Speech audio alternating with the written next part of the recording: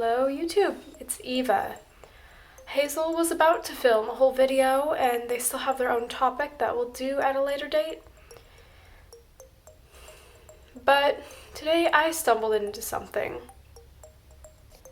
I've been aware of a very pervasive problem in our community for years, both on the side of somebody who's done something wrong and hurt people, and on the side of somebody who's realized it was wrong and tried to make a stand. The community that I see this happening a lot in is the DID community, or other dissociative disorders. Most people with DID or OSDD have a system as a result of trauma, and within their system, there is a lot of different alters, people, who some will be very fierce protectors, some may be very gentle caretakers, and some may be kids. They may be different ages, they may be different genders. Those are all a bit different. The problem that I've seen in our community is that a lot of people have alters that are another race. The problem is not that these people's alters exist. We know you can't choose how they form. The problem is that people claim that they're altered to genuinely be a certain race, often using culturally significant names, face claims of people of color, and referring to a culture as theirs. Many people cite different traits like being a different gender, or being gay when not every alter is, or having any other difference.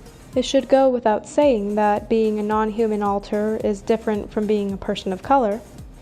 But some differences, like gender, sexual orientation, or ages of alters, are different because anybody could claim those. And a big difference for a lot of these differences is that they don't appropriate the culture of something that your body will never experience, your system will never experience being a person of color. And I can link to all sorts of sources on why being trans-ethnic is not the same as transgender, but I think a lot of people know that. I think it just gets a bit more complicated when we're talking about DID for a lot of people, and that's what I'm here to talk about specifically.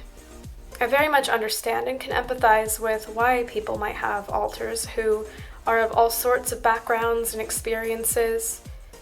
The biggest thing is, no matter what your diagnosis is, that does not make it okay to appropriate the cultures of people of color. And what I'm about to say here might cause people to feel defensive. And I just encourage you to hold on to that for a minute and reflect on it by the time you're done watching this video. This is not a DID issue. This is not a mental health issue. This is a racism issue. I have seen multiple friends of mine who are systems of color who've tried to bring up this issue and ask for respect from their community. They raise the point that they have a right to have their culture respected, as they should. Oftentimes, people feel very defensive, and it becomes a very controversial opinion, often resulting in them being harassed, attacked, and run out of their own community. That's not okay. Did you know that on average, Black people are 3 to 4 times more likely to be diagnosed with schizophrenia or another psychotic disorder than white people?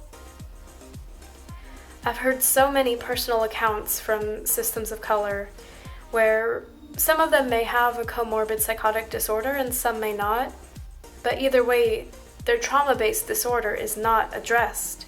They go years being undiagnosed and receiving a treatment approach that doesn't address the root of their problem. It doesn't address the DID, it doesn't address the trauma. Many systems of color may not know for an even longer time that they have dissociative identity disorder. So many of us with dissociative disorders can relate to that story of going years, and some of us may have had the same thing where we are diagnosed with the wrong condition, including psychotic disorders. But here's the thing, is that is such a prevalent issue within those communities that I wonder how many more have gone undiagnosed. The face of our community, so many YouTubers, so many individuals are white. And I'm more than aware that white systems, individuals with this disorder, are not the ones single-handedly causing the problem. They're not even the ones directly causing that. But at its very core, that's just one of the countless experiences that just by default, the mental health experience and treatment is going to be so much different for people of color than white systems. It's an example of why their experience will often be different, and it's an example of why they need to be not only accepted, but embraced and welcomed into our community. I want to emphasize, I also know you can't choose your alters. Keep watching. This is important too, but the specific what can you do is coming.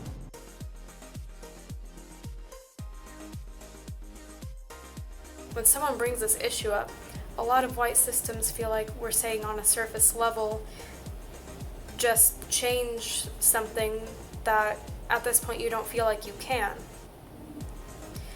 And honestly, that's not what we're asking.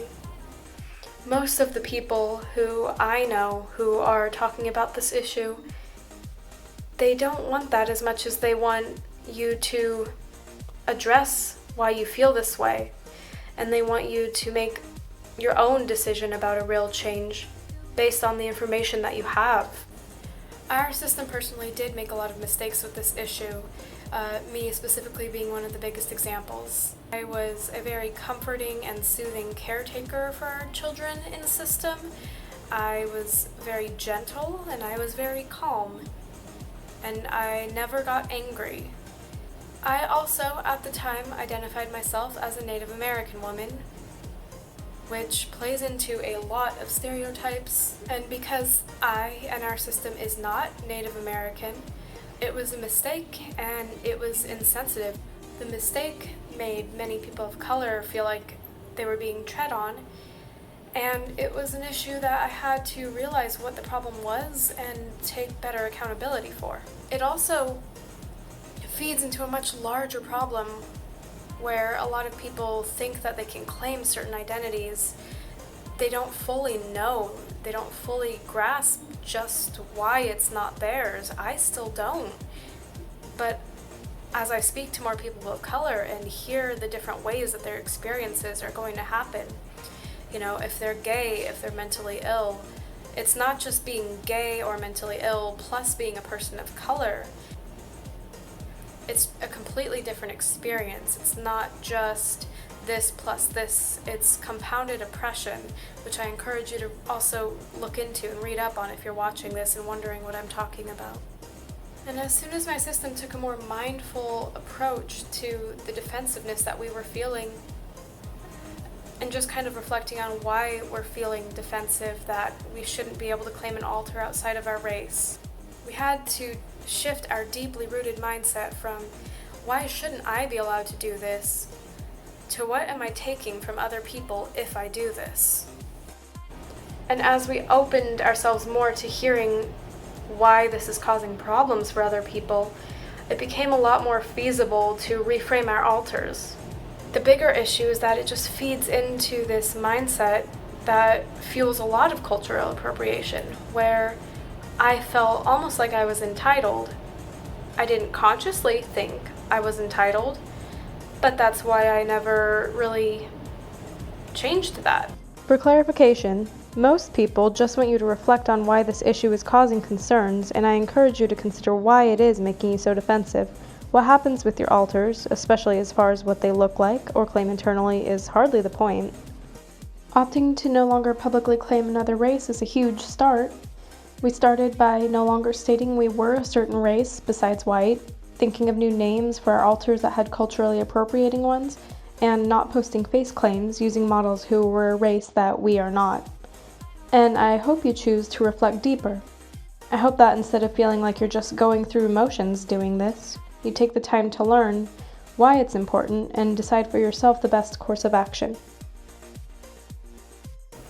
Lastly, I want to personally reach out to anyone who's watching this who is having some confusion, conflict, or just wants to talk more about it. We are willing to talk about it as long as you have a genuine desire to hear more and to think about what you can do.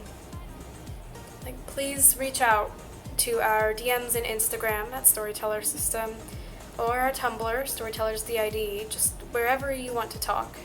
I understand you might need help working this out, and as a white person, I'm by no means a spokesperson for these communities or even for this issue, But I do want to alleviate the burden of people of color who are having to explain this over and over again where I can. And I may be more equipped to talk out why and help people find direct actions that they can take if they really deeply want to change this.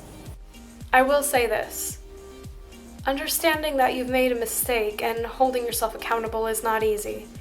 Empathy in these situations is really important, and it was a difficult juggling act for us. That balance between empathy and not justifying the errors that you've made and the ways you've hurt people is really hard. And a lot of times people have so much empathy for the mental illness and the trauma that it turns into not just empathy anymore, it turns into justifications and excuses. I really encourage people to practice self-care while they're reflecting on this. Not because of the way that you've hurt people of color, but because you're going to have to look deeper at yourselves and analyze what alters bring to your system and who they are and what they need and what you all need. And of course, this is primarily a racism issue, but people who oppose this are right in that dissociative identity disorder, or just trauma and dissociation in general, does make it hard to face and know what to do to change. And that's why I think the situation has nuance, and that's why we take the time to talk to individuals. I think a lot of people in this community can really understand why it's important to make this a community that accepts people. And I think one of the biggest things is just kind of realizing some other people's experiences will be different. That doesn't mean you're wrong. That just means we have to reflect on how we can make it most accepting for everybody, but especially the people of color who need this community. Instead of cherry picking and reaching out to your friends who will say, oh yeah, well, I mean, you've had trauma, or I mean, you can't help this, I encourage you to listen to people who say, maybe you can help this, maybe you can do better. I encourage you to read real accounts by members of our community of the different ways that their mental health experiences has been shaped by their race. And I encourage you to read accounts by people who have been able to change this. They're trying, they're putting themselves out there in an effort to make our community better for them and other people of color.